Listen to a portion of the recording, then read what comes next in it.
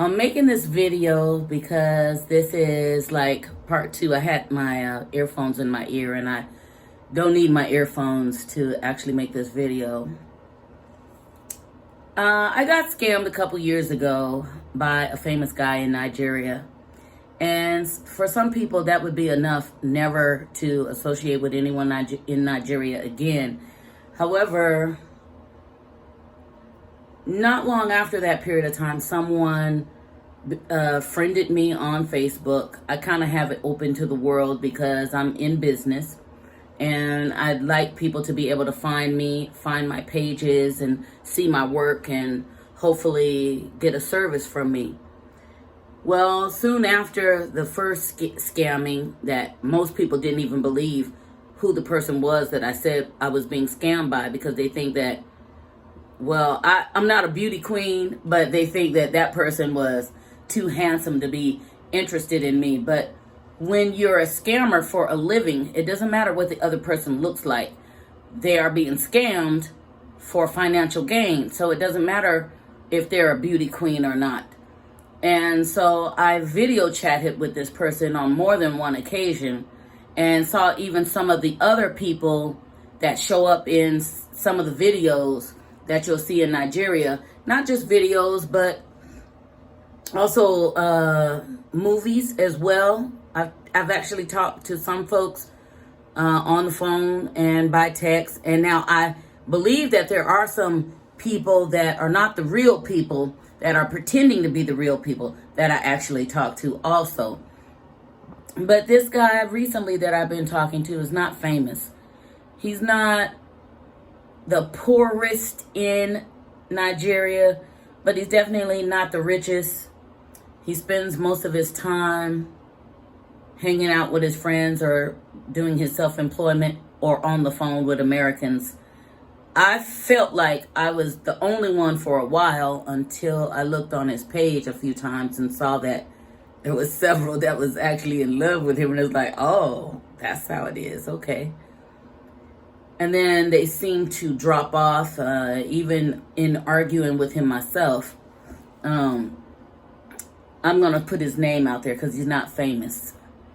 His name is Adesoga Yisa. Yisa is his first name. And I was smitten with him because, you know, guys can just talk so well and talk you into believing that you are beautiful. I don't believe I'm so ugly, but I know I'm not a beauty queen either.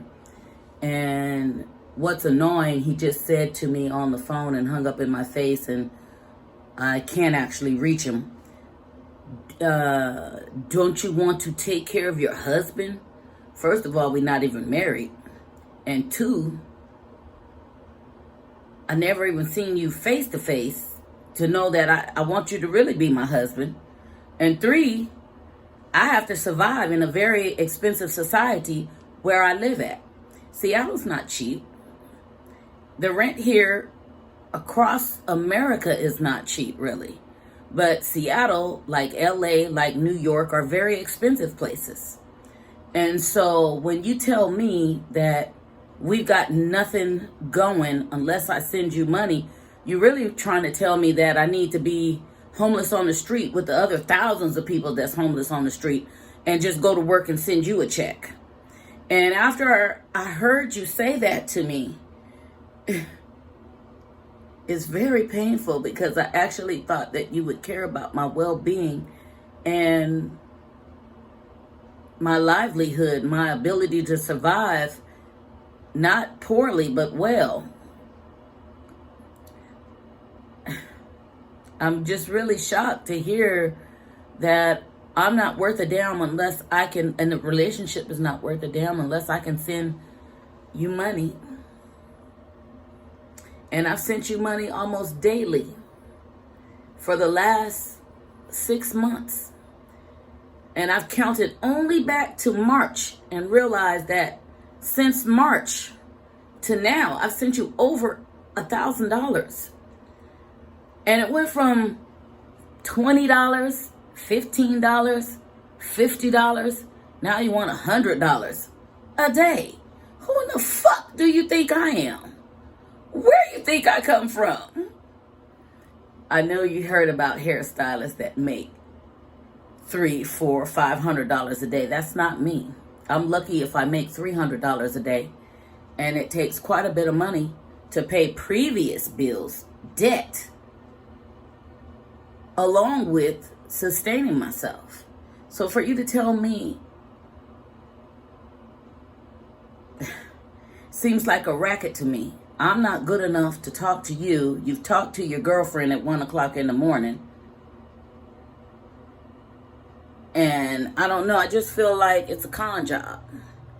You sent me a text trying to show me that that's who you were talking to at 1 o'clock in the morning. You kind of got me fucked up that you think I'm fooled by that. Because if you really wanted me to see who you were talking to, you would have actually sent me a log of the phone calls, who called through. And so what you're really trying to tell me is mind my own business, just give you some money. And this is my last time to block you. I'm saying goodbye to problems. If I've got to turn my face upside down just to tell you, damn, this ain't working. It's not working. It's none of what I want. And it's not good for me or you, because I feel some type of way about giving my money to somebody. I want something in return. And you're not giving me that. So if I'm buying you, you need to be a better purchase, because you're not good enough for me to pay that kind of money for. It's one thing to be in this very expensive apartment and see what I'm getting for my money. And it comes with amenities. I can go up on the roof. I can go down to the inner patio. I can go to rent a room where I can have parties. I can go to the gym. I can go to the grocery store downstairs. Comes with amenities. Paying you comes with what? Heartbreak? I don't have time for it. I don't have time for it. And it doesn't sound like love if it's a purchase. If it's a purchase, it has nothing to do with love. And I just wanted to say, this is it for me. I just can't. This is the last insult for me. It's insulting for a man that's supposed to be able, you just bought a car. You claim that your sister sent the money to get the car. Okay, that's nice. I'm glad. I'm glad for you. And I sent you money to help you get your driver's license. It's not one thing, it's another. And you know I'm in debt with my bills over here and my rent. And if I don't pay it, I'll get a slip of paper on my door that says you have to go within so many days. If I don't know how to fight, I have to go. And I can't put myself in a position to have to fight when I didn't have to do that. I didn't have to do that to myself for somebody that doesn't even like me enough to have compassion for my situation and my life that I'm living here. To your friends and family, if you had to pay somebody to be with them, would you be with them?